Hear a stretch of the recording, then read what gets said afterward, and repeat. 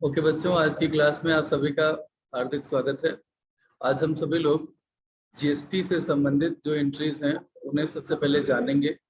GST का topic हम लोगों ने पहले भी पढ़ लिया था कि जीएसटी क्या होता है। आपको पता ही होगा कि अब भारत में गुड्स हम बनाते और बेचते हैं उन पर हमें गुड्स एंड सर्विस टैक्स देना होता है। और ये goods and service tax Bharatvarsh में किस साल से लागू हुआ है, किस सत्र से लागू हुआ है, कोई बता सकता है?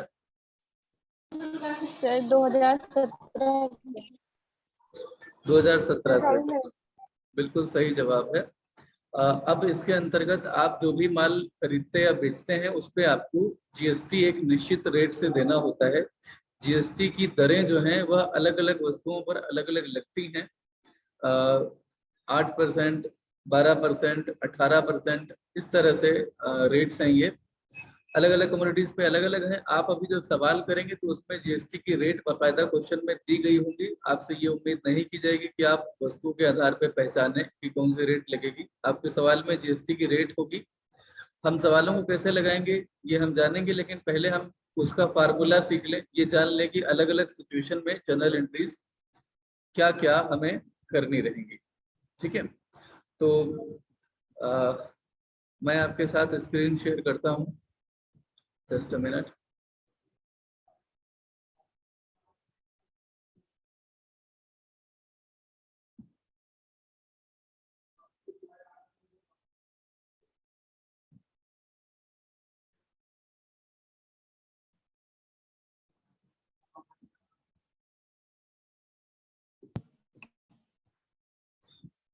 इससे पहले कल जो हमने लेन देन पढ़े थे, कल मीन्स लास्ट डे, अगर किसी बच्चे को उसमें कहीं पे कोई कंफ्यूजन हो तो प्लीज पूछ सकते हैं। Anyone, anything, if you want to ask, you can.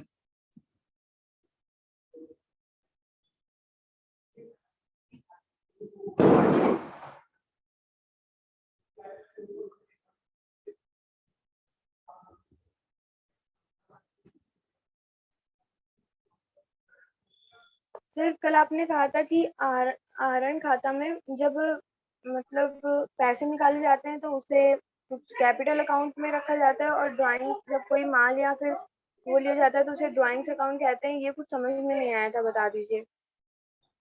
चलिए, बढ़िया, अच्छा सवाल है। देखिए, स्क्रीन पे मैंने जीएसटी अभी आपके सामने जो इसका थ्योरी बेस है वो शेयर कर दिया है।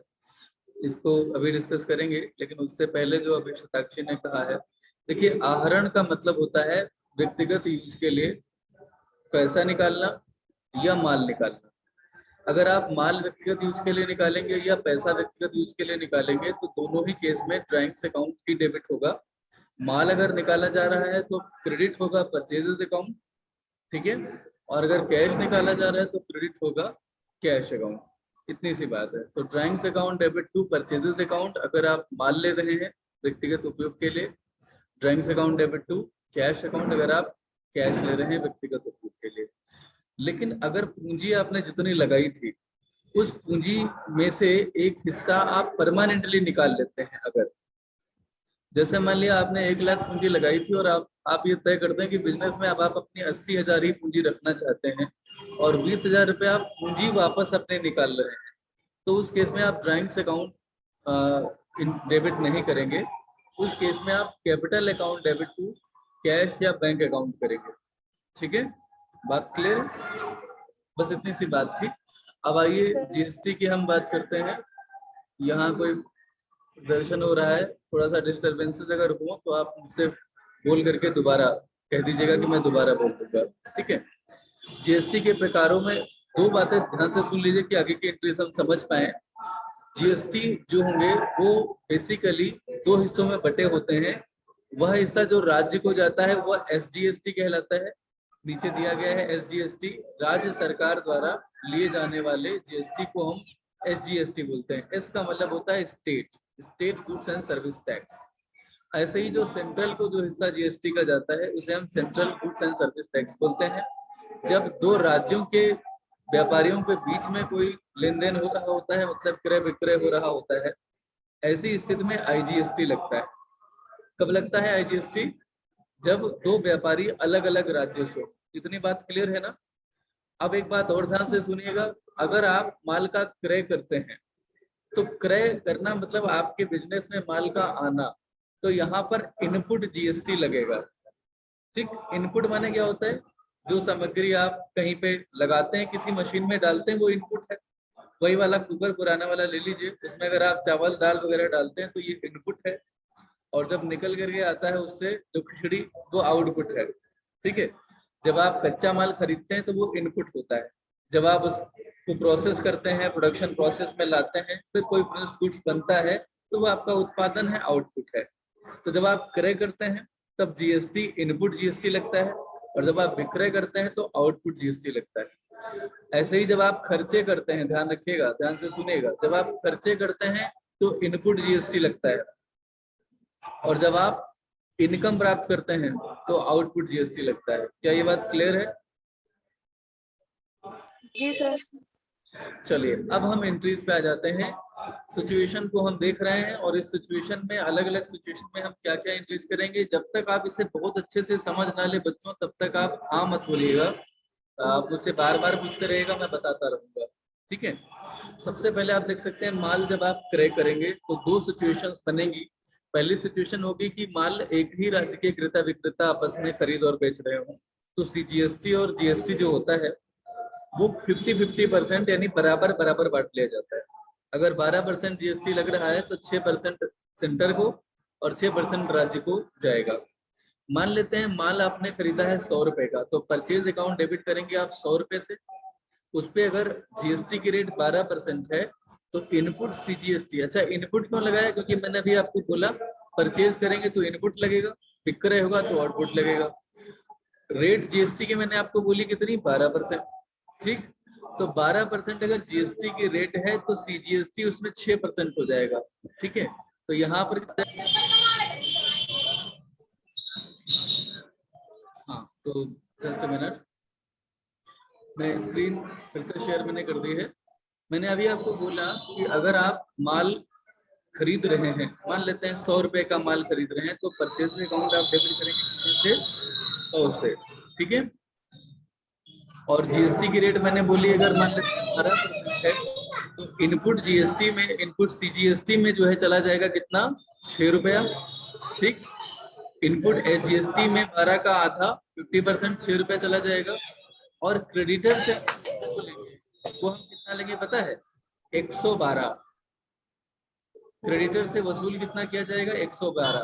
वो हमें नकद दे देता है, मतलब आई मीन क्रेडिटर नहीं, क्रेडिटर को आपको देना पड़ेगा। अगर हम उसे नकद दे देते, कैश में देंगे तो टू कैश, चेक के माध्यम से अगर पेमेंट रहे हैं, दूसरी आवाजें आ रही। कीजिए, आप कीजिए।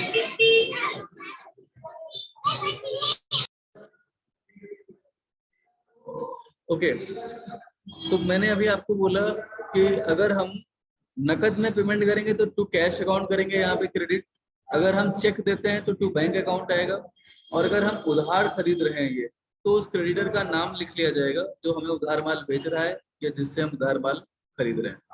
मुझे बताइए कि क्या ये पहली वाली एंट्री सभी को समझ में आई है या फिर से बताना है? सब फिर से बता दीजिए। तो फिर से बता दीजिए।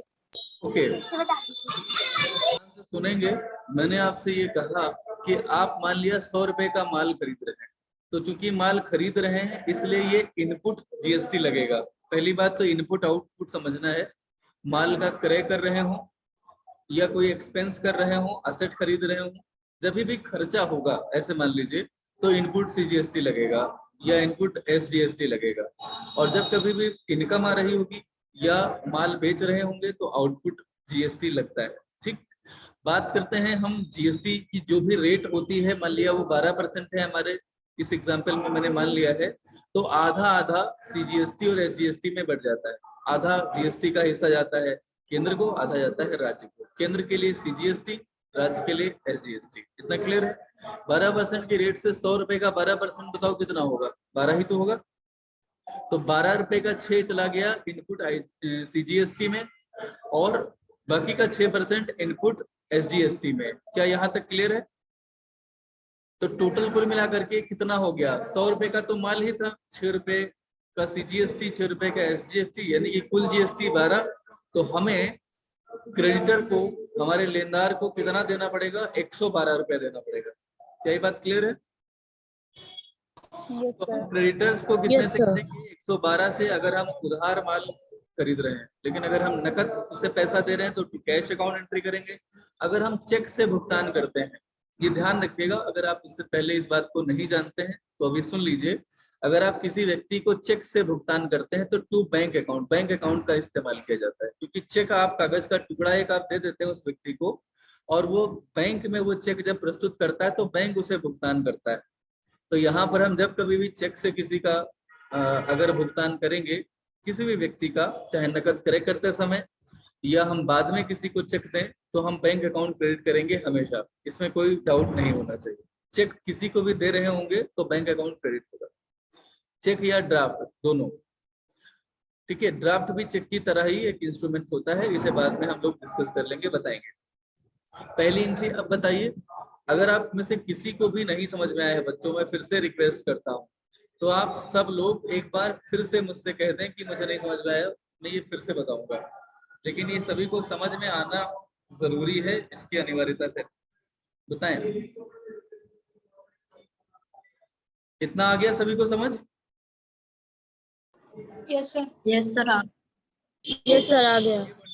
Yes, sir, आ गया। आगे है, अगर मान लिया यही काम क्रय करने का माल अगर हम तब कर रहे हो जब एक क्रेता विक्रेता दोनों अलग अलग राज्य के हों। पहले के केस में ये था कि एक ही राज्य के भीतर के व्यापारी थे।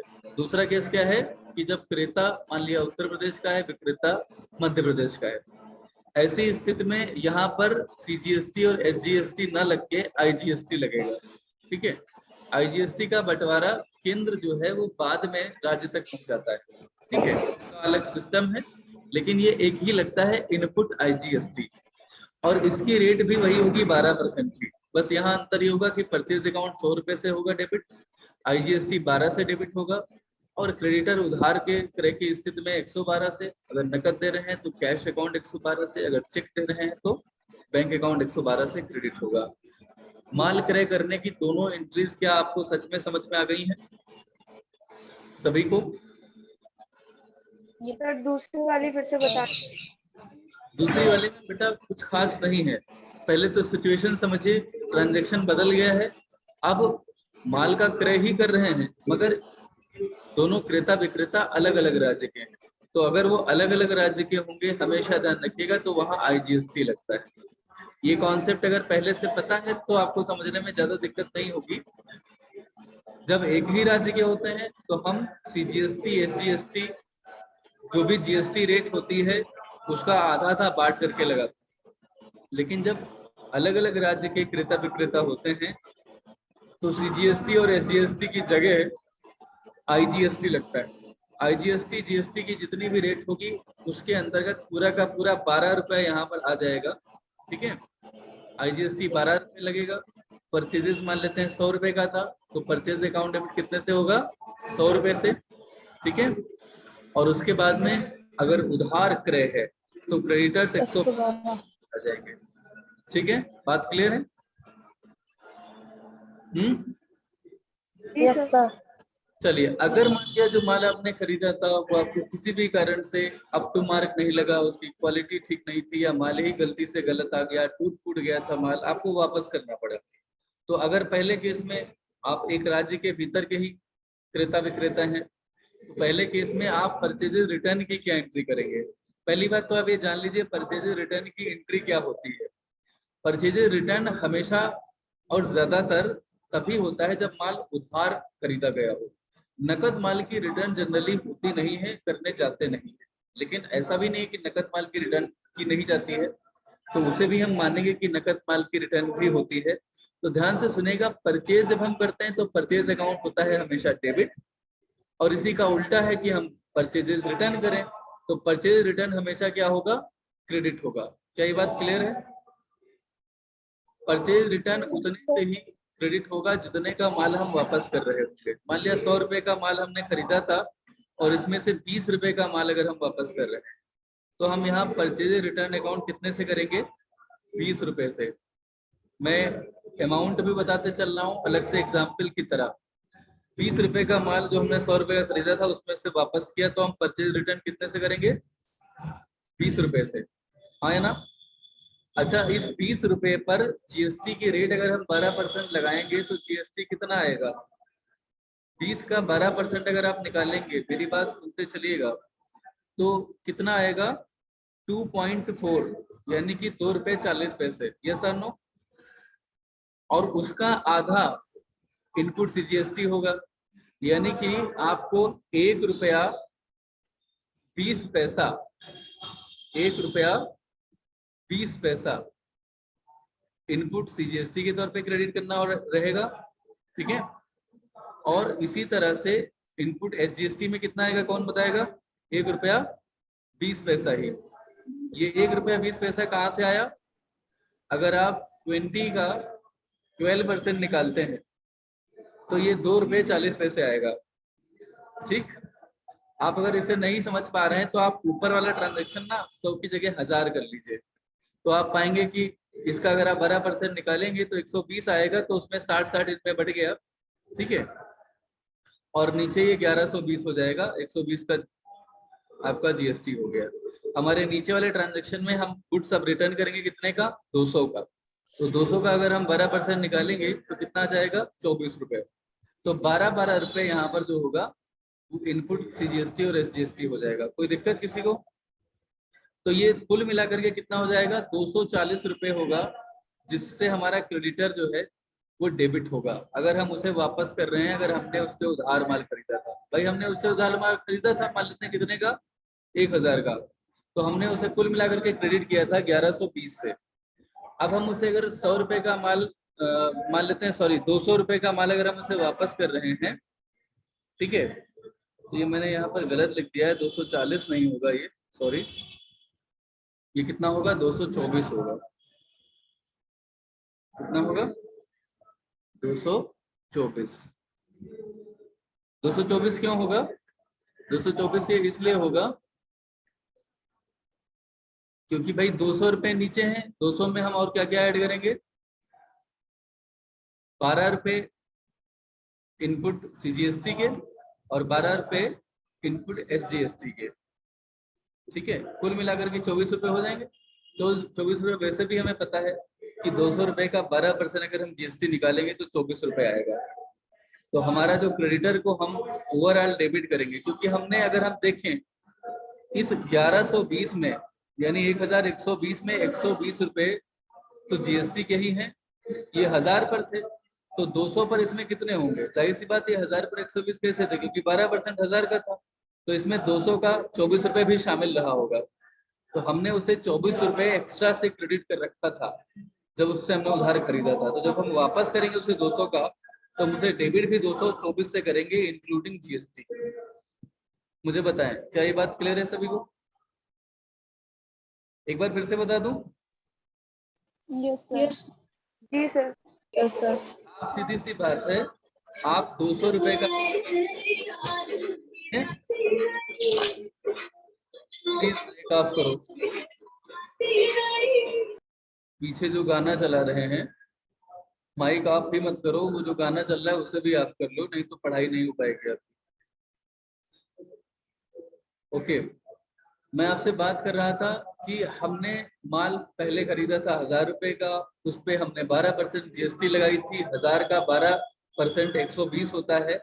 उस 120 को हम सेंटर में और स्टेट में आधा आधा बांट रहे थे। 60 रुपए हमने यहाँ डेबिट कर दिया था और क्रेडिटर को हमने ओवरऑल क्रेडिट किया था 1120 से, ठीक है? अब इसके बाद में बात आती है, हमें 200 रुपए का माल वापस करना पड़ रहा है, तो हम जितने का माल वापस करेंगे परचेज रिटर्न उतने से ही क्रेडिट होगा, 200 रुपए से। इस पर हम 12% जीएसटी पर सोचेंगे कि कितनी होगी, तो 200 का 12% आप निकालिए, कितना होगा? 24 रुपए। उसका आधा आधा सीजीएसटी और एसजीएसटी में बांट दिया, 12 रुपया। तो क्रेडिटर ओवरऑल कितने से हम उसे डेबिट करेंगे? रिटर्न करने पर हम उसे करते हैं ना, डेबिट करते हैं। तो क्रेडिटर्स का अकाउंट 212 और 12 कुल मिलाकर के 224 रुपए से होगा। बताइए ये बात क्लियर हुई कि नहीं? जी सर। अगर अभी भी नहीं समझ में आया है तो यही Yes, sir. रिकॉर्डेड वीडियो आपको भेजूंगा, इसे आप दोबारा सुनेंगे क्योंकि वही बात रिपीट करने का बहुत फायदा नहीं है। अब अगर हम बात करें अलग अलग राज्य के अगर ये लोग होंगे तो क्या होगा, यही होगी एंट्री। परचेज रिटर्न तो 200 सही आएगा। इनपुट आईजीएसटी पूरा 12% 200 का यानी कि 24 रुपए से आएगा और क्रेडिटर्स 224 से डेबिट हो जाएगा।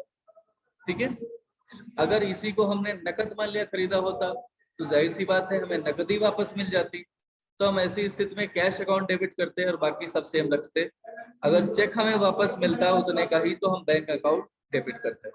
ठीक, ये हो गया क्रय और क्रय वापसी का। इसके बाद में अगला ट्रांजैक्शन है व्यय का। अगर हम कोई भी खर्चा करते हैं, मान लेते हैं वो खर्चा है सैलरी, तो हम यहाँ सैलरी अकाउंट खर्चा होने के नाते जनरल में हमने पहले ही ये नियम समझ रखा है, सारे खर्चे डेबिट होते हैं, तो हम उस एक्सपेंस को करेंगे यहाँ पे डेबिट।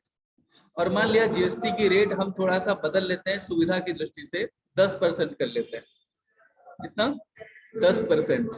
तो अगर हम किसी भी व्यक्ति को मान लेते हैं 1000 रुपए की सैलरी देते हैं या कोई भी खर्चा, अभी हम खर्चे का नाम नेमिंग नहीं कर रहे, 1000 रुपए का हमने खर्चा किया, वो कोई भी खर्चा हो सकता है, रेंट एक्सपेंस के तौर पर रेंट, कमीशन, सैलरी, कोई खर्चा हो सकता है। तो उस पे सीजीएसटी आईजीएसटी लगेगा, कितना कितना? 10% लगेगा। 100 का 10%, 1000 का 10% कितना हो जाएगा? 1000 का 10% कोई बताए? मैथ वाले भी हैं यहाँ पे? सर 100। तो 100 का सीजीएसटी में कितना 100 जाएगा? आधा। 100 का आधा सीजीएसटी में जाएगा यानी कितना? 50 रुपए, 50 रुपीज। और इतना ही 50 रुपीज जाएगा कहाँ? एसजीएसटी में। क्या ये बात क्लियर है? Yes sir. Yes, sir. तो टोटल हमें करना पड़ेगा। 1000 तो हम सैलरी देंगे उसे, लेकिन हमें टोटल जो पे करना पड़ेगा, अगर जीएसटी की रेट 10% हो जाए तो हमें 1100 रुपए पे करने पड़ेंगे। तो हमारे पास से कैश कितना जाएगा? 1100 रुपए। कैश हमारे पास से जाएगा 1100 रुपए। आप समझ लीजिएगा, मैं इसे लिखने की कोशिश कर रहा हूँ जितना भी हो जाए। ये 1100 लिखे हैं मैंने, आपको समझ में ना आए तो बोल रहा हूँ, समझ लीजिए। ठीक है, 1000 50 मिला के 1100 रुपए कैश चला जाएगा। अगर चेक देंगे तो बैंक अकाउंट होगा, और अगर किसी कारण से ये खर्चा अभी पे नहीं हम कर पाए तो ये आउटस्टैंडिंग एक्सपेंस हो जाएगा। इसे एक्सपेंस पेबल बोले या आउटस्टैंडिंग एक्सपेंस बोले, एक ही बात है। Is that clear? जैसे सैलरी अगर हमने दी 1000 रुपए की, तो मतलब सैलरी 1000 रुपए की अगर ड्यू हो गई है तो सैलरी अकाउंट डेबिट 1000 से आएगा, इनपुट सीजीएसटी 50 से, इनपुट एसजीएसटी 50 से, और टू आउटस्टैंडिंग सैलरी आएगा अगर हमने इसे अभी पे नहीं किया है। क्लियर? अगर हम अंतरराज्यीय व्यय कोई कर रहे हैं, अंतरराज्यीय व्यय का मतलब है कि कोई खर्चा हम किसी ऐसे व्यक्ति के साथ करने वाले हैं जो किसी दूसरे राज्य का है। ठीक है, तो ऐसी स्थिति में वही खर्चा सैलरी अकाउंट डेबिट होगा, इनपुट आईजीएसटी यहाँ लगेगा, और टू कैश अकाउंट अगर हम नकद दे रहे हैं, चेक से दे रहे होंगे तो टू बैंक अकाउंट। और अगर वो खर्चा अभी पेबल है, अगर हम उसका भुगतान नहीं कर पाए, अगर वो अदत्त खर्चा है, तो आउटस्टैंडिंग सैलरी या आउटस्टैंडिंग रेंट या आउटस्टैंडिंग कमीशन, जो भी खर्चा अभी नहीं दिया गया वो लिखा जाएगा। इतनी बात बताएं, समझ में आई कि नहीं आई? माल को खरीदने की एंट्री, माल का खरीदा जो था उसको रिटर्न करने की एंट्री, और कोई खर्चा करते हैं अगर तो उसकी एंट्री। अगर हम स्टेट के भीतर करते हैं तो सीजीएसटी एसजीएसटी, अगर हम स्टेट के बाहर करते हैं तो आईजीएसटी। लेकिन इन तीनों में चाहे माल का क्रय हो चाहे व्यय हो, इनपुट का इस्तेमाल हो रहा है, इनपुट जीएसटी का इस्तेमाल हो रहा है, चाहे वो सीजीएसटी हो, एसजीएसटी हो या आईजीएसटी हो। क्लियर है? अब हम एक दूसरे डायरेक्शन में जा रहे हैं, मतलब सी चेंज होगा, माल का विक्रय उल्टा है, बिल्कुल अपोजिट है किसका? क्रय का। तो यहाँ पर मामला एकदम पलट जाएगा। जब हम माल का विक्रय करते हैं तो सबसे पहले हमें पता है कि सेल्स अकाउंट क्रेडिट होता है ना? तो वही हम मान लीजिए कि 1000 का माल हमने बेचना है तो हम 1000 से सेल्स अकाउंट कर देंगे क्रेडिट। कोई समस्या है इसमें?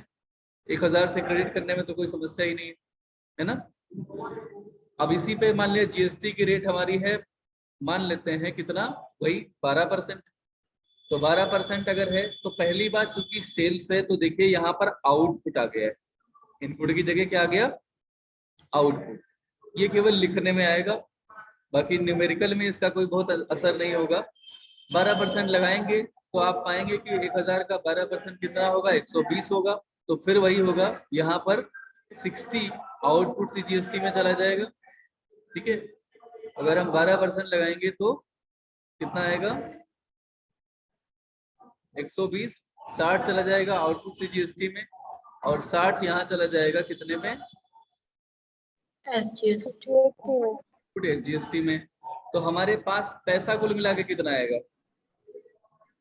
1120। इसका तात्पर्य यह होता है बच्चों की जीएसटी के अंतर्गत अब हम जितने का माल बेचते हैं, इसके अलावा हम अपने ग्राहक से, जिसको हम माल बेच रहे हैं, उससे हम जीएसटी के भी पैसे वसूल करते हैं। 60 रुपए हम सीजीएसटी के लिए ले लेंगे 1000 रुपए पे, 60 रुपए हम एसजीएसटी के लिए ले लेंगे, हम उससे कुल मिला के 120 रुपए एक्स्ट्रा लेंगे। और इसीलिए जब आप कभी रेस्टोरेंट में जाते हैं खाना खाने, तो आप देखेंगे कि जितना खाने का बिल लगता है उसमें खाने का इतना प्लस जीएसटी लिखा होता है। तो आपसे जो भी विक्रेता है आपका, वो आपसे जीएसटी भी वसूल लेता है। तो यहाँ पर 120 जीएसटी मिला करके 1120 हो गया, जो कि कैश अकाउंट में डेबिट होगा। कैश अकाउंट में डेबिट कब होगा, अगर माल नकद बेचा जा रहा हो। अगर चेक से पेमेंट मिलेगा तो कौन सा खाता डेबिट होगा, बैंक अकाउंट। और अगर माल विक्रय हो रहा है तो जिस भी व्यक्ति ने आपसे माल खरीदा है उसका खाता, उसका पर्सनल अकाउंट यहाँ पर होगा डेबिट। क्लियर? Yes sir. इतनी बात अगर आप समझ में आ गई है तो अब इसके बाद में हम आगे बढ़ेंगे। हम बात करेंगे कि अगर क्रेता और विक्रेता विक्रय की स्थिति में अलग अलग राज्य के हों तो बहुत ज्यादा अंतर नहीं है, सेल्स अकाउंट फिर से क्रेडिट होगा। ठीक है, बस सीजीएसटी और एसजीएसटी की जगह एक अकाउंट आ जाएगा आईजीएसटी। आउटपुट तो लगेगा ही, रहेगा ही, क्योंकि ये विक्रय का केस है। तो आउटपुट आईजीएसटी पूरा का पूरा 12% यानी 120 रुपए, 1000 रुपए सेल्स अकाउंट में, और कैश, बैंक या डेटर अकाउंट जो होगा वो 1120 से होगा। बताइए, क्या ये बात समझ में आ गई सभी को? Yes sir. Yes sir. अच्छा चलिए, अब अपने आप बताइए जरा सा दिमाग लगा करके, जो पांचवा ट्रांजैक्शन है, जो माल आपने बेचा था, तो हो सकता है कि आपका जो ग्राहक है वह भी संतुष्ट ना हो, किसी कारण से वह माल आपको उसमें से कुछ वापस करे। मान लेते हैं कि आपको इसमें इस बार 100 रुपए का माल वापस आ गया, तो जरा अमाउंट बताएंगे, ट्राई करेंगे, जिन जिन को आता है, जितना जितना भी आया उतना उतना बता दीजिए जल्दी से। सेल्स रिटर्न हुआ है 100 रुपए का, तो सेल्स रिटर्न के आगे कितना लिखा जाएगा, 100 रुपए। 100 रुपए। जितने का भी माल वापस होगा उतना लिख लिया जाएगा। अच्छा, सेल्स रिटर्न अकाउंट डेबिट क्यों होगा, अपोजिट है ये सेल्स का। सेल्स हमेशा क्रेडिट होता है ना, यहाँ सेल्स क्रेडिट हुआ था तो सेल्स रिटर्न हमेशा डेबिट होगा। बड़ी सिंपल सी बात है, बड़ा सिंपल सा सीधा सा लॉजिक है।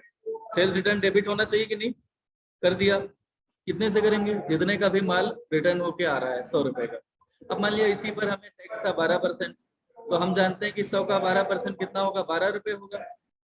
तो आउटपुट सीजीएसटी में कितना जाएगा, 12 का आधा, 6। अच्छा, यहाँ भी 6। और अगर आपका सेल्स रिटर्न होगा तो अगर नकद आपने माल बेचा था तो आपको पूरे 112 रुपए वापस करने पड़ेंगे। अगर आपने चेक से किया था तो चेक नया बना करके 112 रुपए का भेजना पड़ेगा।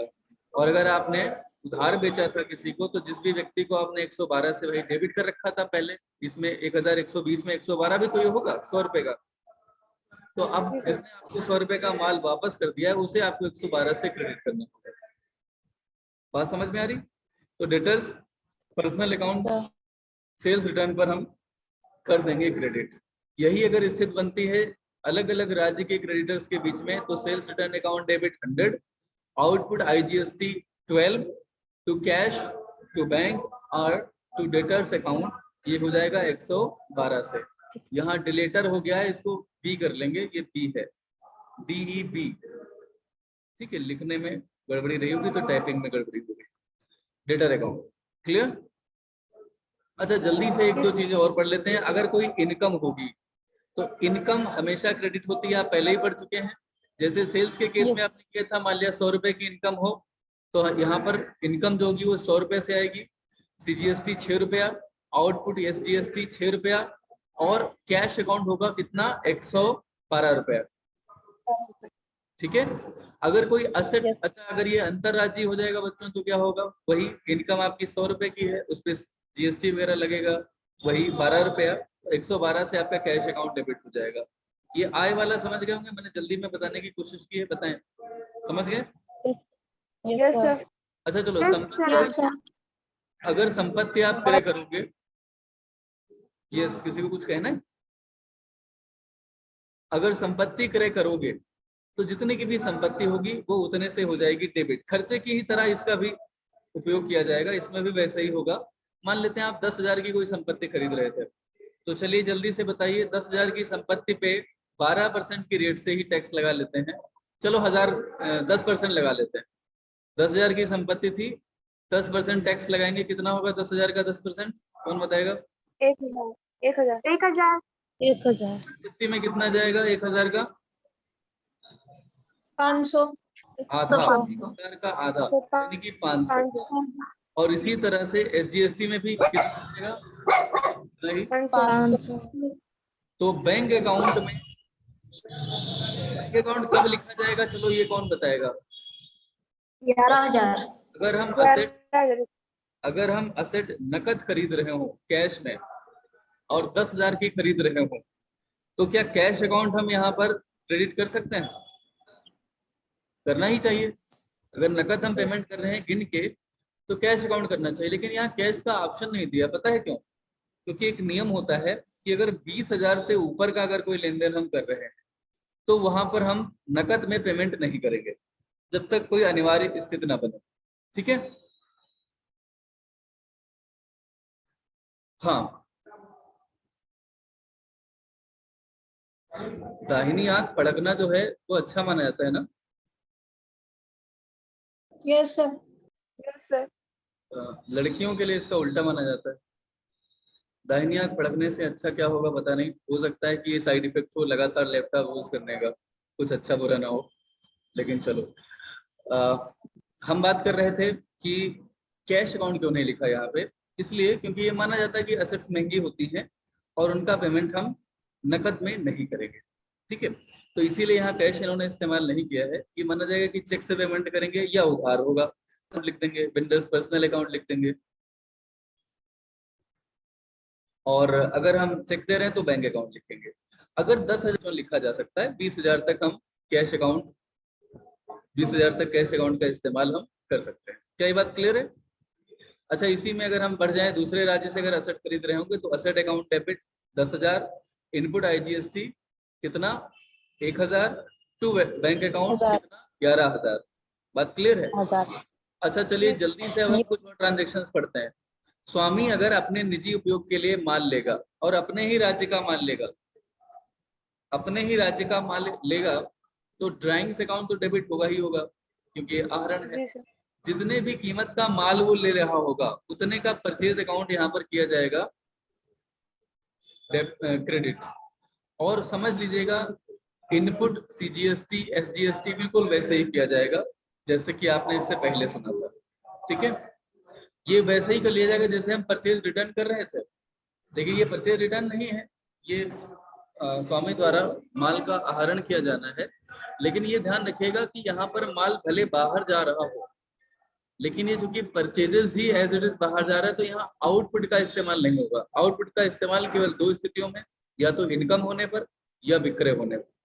ठीक, तो यहाँ परचेज के साथ इनपुट CGST ही कैंसिल हो रहा होगा। इनपुट CGST वैसे डेबिट होता है हर बार, आप देखेंगे तो डेबिट ही हुआ है परचेजेस के साथ, लेकिन यहाँ पर इसे कैंसिल करना है हमें, तो हम इसे क्रेडिट कर देंगे उतने से ही जितना भी रेट अप्लीकेबल होगी। मान लिया वो 12% थी रेट, तो 6% CGST और SGST में जाएगा।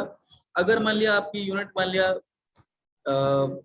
आपके राज्य में नहीं लगी है, आप निवासी उत्तर प्रदेश के हैं लेकिन आपकी कोई यूनिट बिहार में लगी हुई है, तो आप बिहार से अगर माल अपने उपयोग के लिए ले रहे हैं तो ऐसी स्थिति में IGST लगेगा और यहाँ पर पूरा का पूरा 12% हो जाएगा। बात समझ में आ रही है? 100 रुपए का अगर माल है तो 100 रुपए यहाँ आएंगे परचेजेस में और 12 रुपए IGST में आएगा और ड्राइंग्स अकाउंट 112 आएगा। क्लियर? जी सर। इसी तरह से अब एक बात ध्यान से सुनिएगा, ये ट्रांजैक्शन पहली बार आपको बता रहा हूँ। अगर आप अपनी एडवर्टाइजिंग के लिए किसी को माल सैंपल के तौर पे आप प्रोवाइड करते हैं, जैसे आपने देखा होगा टीचर्स को कुछ लोग फ्री में किताबें दे जाते हैं, सैंपल कॉपी उसे बोला जाता है, तो ये है तो आपकी परचेजेस का ही हिस्सा। तो आप किसी को सैंपल दें तो आप चाहे इसे सैंपल अकाउंट में डालें या एडवर्टीजमेंट एक्सपेंसेस में डालें, ये खर्चा ही है, खर्चे के तौर पे ये डेबिट हो रहा है, लेकिन आपका वो माल जो आपने किसी को सैंपल के तौर पे दे दिया है वो कम हो रहा होगा। तो परचेजेस अकाउंट उतने से क्रेडिट हो जाएगा जितने का माल सैंपल के तौर पे दिया जा रहा है। और इस पर वैसे ही जैसे कि यूजुअली अभी तक लग रहा था CGST SGST गिवन रेट से अप्लाई होगी। हमारे इस सवाल में 12% की रेट हम लगा रहे हैं, तो आधा 6% CGST और 6% SGST। क्या ये बात क्लियर है? इसी तरह से अगर आप दूसरे राज्य से आपने माल खरीदा था और वह माल आपने एडवर्टीजमेंट में सैंपल के तौर पे इस्तेमाल किया है, तो जो दूसरे राज्य से माल खरीदा था, जब खरीदा था तो उस पर आपने IGST लगाया था, तो अभी आप उसे अपने राज्य में ही किसी को सैंपल के तौर पे दे रहे हैं। फिर भी चूंकि दूसरे राज्य से माल खरीदा गया था, तो जब उस माल को हम सैंपल के तौर पे किसी को देंगे तो वहां पर परचेज अकाउंट तो क्रेडिट होगा, मगर साथ में इनपुट IGST होगा। बहुत कोई रॉकेट साइंस नहीं है, सिंपल सी बात है। अगर दूसरे राज्य से माल खरीदा गया था, सैंपल के तौर पे दिया जा रहा है, तो क्रेडिट भी क्या होगा, कैंसिल भी क्या होगा, वही तो कैंसिल होगा जो डेबिट हुआ था। इनपुट IGST डेबिट हुआ था, वही कैंसिल होगा, उसी को क्रेडिट किया जाएगा। क्लियर है? अच्छा, सैंपल के अलावा कभी कभी हम दान दे देते हैं किसी को। दान देना समझते हो? कभी कभी दान हम कैश का करते हैं, तो डोनेशन अकाउंट डेबिट, डोनेशन यानी दान खर्चा है, donation account debit to cash करेंगे अगर नकद दे रहे हैं। लेकिन अगर हम माल दे रहे हैं दान, तो donation account debit to purchases entry होती है। अगर GST भी है तो जितने भी GST की रेट थी उस माल पर, वही यहाँ पे CGST SGST में आएगा। अगर वो माल दूसरे राज्य से खरीदा था और आपने दान कर दिया है, तो donation account debit to purchases to IGST आएगा। ठीक है? अग्नि से माल नष्ट होने पर भी यही चीज है, loss of goods by fire to purchases CGST SGST या IGST रहेगा। ठीक है? इतनी एंट्रीज अगर आप समझ गए हैं तो मैं अभी आपको कुछ क्वेश्चंस भेजूंगा, आपको उन क्वेश्चंस को आज अपनी कॉपी पे सॉल्व करना रहेगा। अगर उसमें कोई समस्या आएगी किसी भी ट्रांजैक्शन में, तो आप ग्रुप पर मुझसे पूछेंगे। ठीक है? या पर्सनली पूछ लेंगे, ग्रुप का समय पूरा हो रहा है तो पर्सनली पूछ लेंगे, कोई दिक्कत इसमें? तो आज के लिए इतना ही। आगे की जो एंट्रीज हैं उन्हें हम कल बताएंगे, आप चाहें तो इन्हें समझने की कोशिश कर सकते हैं। ठीक है? लेकिन इन्हें कल बताया जाएगा। इन एंट्रीज से रिलेटेड